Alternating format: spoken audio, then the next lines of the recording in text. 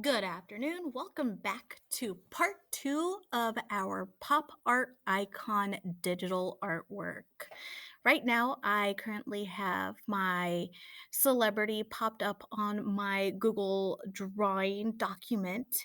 So, we are going to trace out with simple lines some of the important information that we have on our photograph, and we are also going to separate things again into those simple shapes. That way, as in my previous example up here of my Shakira one, we have a simple line drawing with colors filled in to make the artwork and photograph feel as if it was that of Andy Warhol's or Roy Lichtenstein's pop artwork that was inspired by them and this lesson. So let's go ahead and get started here. I'm going to go and see this little menu here. We have a backspace, forward, print, and all of our toolbars here. We're going to go over to the one that says select line. And the first thing we want to do is we want to trace out the entirety of the box of our photograph. So I'm going to go to my drop down arrow and I'm going to scroll down to what says polyline here. And then you will see a little target shape that hovers around until you get to your area that you're going to click on. So I'm going to click with my touchpad and it starts to create a line. Once you stretch it out to the length that you need it, you're also going to need to click the touchpad again so you have that line there. Pull down so you have a nice clean corner with your straight lines. Touch or click, I'm sorry. You're going to click again. And when you go through all four sides, I'm going to click, and your entire image is going to look like it disappeared, but it didn't quite. This is just the shape area that we wanted to select first. It'll be our background and where our background color begins. Once we have our square selected, you're going to go over to our little paint bucket here where it says fill color. You will click on that and a menu will pop down. You're going to select the transparent option. When you click on that, your picture will pop right back up. Once you have that finished, the next thing you're going to do is you are going to scroll over on our line options here, right next to our move arrows, select. You're going to your drop down menu. And because our portraits and faces and just structures of the face have many curved areas, you're going to go over to the curve line, not the curved connector, the curve. You're going to click on that, and this will allow you to be able to create curved lines. So I'm going to start off with her hair. And actually, I'm going to start off with a whole kind of head. So I'm going to click as I go here, and it doesn't have to be super neat. Just try to get it as close to the line as you possibly can. And once I get to the bottom here, I'm going to turn around, make my curved lines. And again, I'm tracing over the hair and the face here. Doesn't have to be super neat. I just want to get most of her hair down. And she's got some claws here, and I will worry about those later. I'm going to go over the whole hair area. And then let's see. You want to click a little at a time. Try not to double click, otherwise you end up with one line. Again, my shape looks like it gets deleted out, but really it's just a solid color over that. So I'll go into the fill bucket here, go back down to transparent, and you have your shape once more. For the rest of the portrait, you're going to continue on with that curved line. I'm going to now move on to the simple shape of her face, and I'll leave the smaller details for later. So really, I'm just getting my bigger shapes in now so I don't have to worry about them later, as they are a lot more difficult to get to if you do not do these first. So again, these simple shapes, and every time you connect your line, you're going to jump back over to fill color, click on transparent, and then your transparent line comes back on. You notice that the places that you've traced thus far have a bit of a line there to kind of show you what you have traced on so far. So we're going to do this part of her hair. Again, I like to get those big shapes in first. And if you don't have it traced perfectly, that is absolutely fine. It creates again that pop art look that Andy Warhol and Roy Lichtenstein were going for. You just want to really focus on the big shapes that we have going on here at first. If I've Because I've already traced this part of the hair, I'm just going to go ahead and trace it again, just so I have a separate portion of it here ready to go. Back transparent. And let's see, we have some shoulders here with crazy shoulder pads. And again, you don't have to get every single detail in there. Whoops. If you so happen to click and your line completes itself, you can go back to the back arrow and click on it and it'll erase it. So it's almost like an eraser tool. But you can go in and try to get that shape again as best as you can.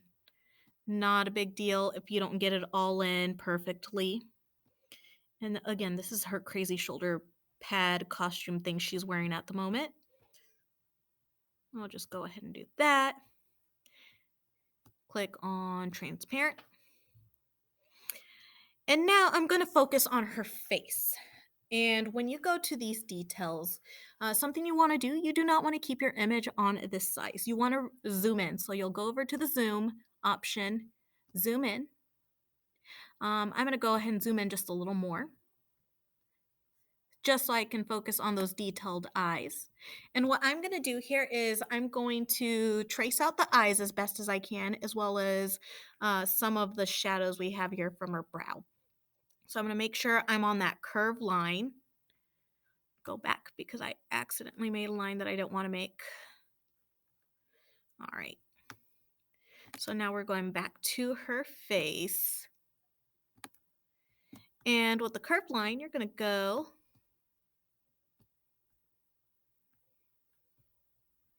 and start tracing out her eyeball or that person's eyeball as best as you can. You don't have to trace out the eyelashes, as that would be a lot of crazy work to have to do. But I would trace out the important areas. Every time you get a solid color, make sure to switch it over to transparent. Let's see, this red shape here, I'm going to go ahead and trace out. Notice that every time I click, it's little spaces so I can get some really detailed areas.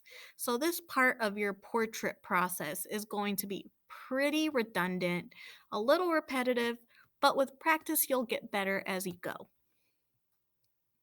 Let's see, her eyebrows are pretty light, so I'm going to go ahead and just trace them out. They're not a straight line, so I'm going to just trace as much as I can and get as much of that information as I can from her eyebrows. Notice this isn't a clean job, but it'll get the process done here. Again, we have a solid color. I'm going to switch it over to transparent. Here we have all her eyeshadows, so I'm going to go ahead and trace the eyeshadow on here. And it's pretty dark.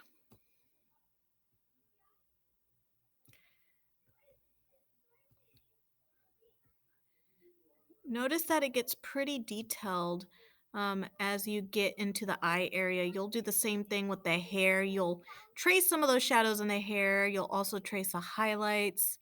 Again, this is a pretty long process when it comes to this part of the portrait, but it is well worth it at the end when you get these really cool effects going on.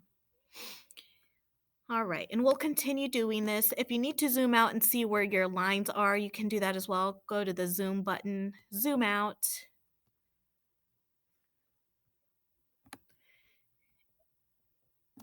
All right, and as you can see, one of my shapes there is all solid color, so I'm going to go back over and switch it over to transparent. But I still have a lot of work to do. In this initial picture, You can also click on your background picture and move it aside to see how much of it you have actually traced out. So, whoopsie, making a couple of mistakes here. So I'll move my box here and I'll click on my background and I'll set that aside. And you can see I don't really have a lot of information down. So I'm going to scoot my picture back to where it belongs. Hopefully it lines up. If it doesn't, there you go. We have it there, and then this box will line back up with my background. So you can kind of see how much detail you have traced over at this moment. But as you go along, please take your time, work slow. We're going to continue tracing her facial features, anything important like the shadows around her eyes, the costume work, and the nose. The nose is probably the hardest part here because you have to figure out what is important there. I'm going to trace out the shadow of her nose because it's pretty dramatic and it'll help make her face stand out more. It won't flatten out her face as much. So when you do the nose, you can do something like this. That way, you don't have a big old weird line going for your nose. And that connects here. Go to transparent. Continue on. You can even do a separate one for the nose hole there. Just kind of depends. Again, if you make that mistake where it just makes one line, you can go back to the back arrow, or you can press Control Z and that'll take it right off for you.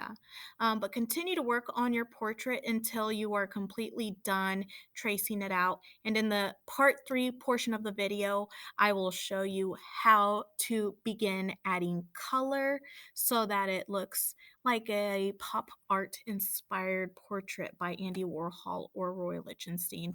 And I can even show you how to do the Ben-Day dots that Roy Lichtenstein uses for his comic book like creations. Thank you so much for tuning in. I will see you next time.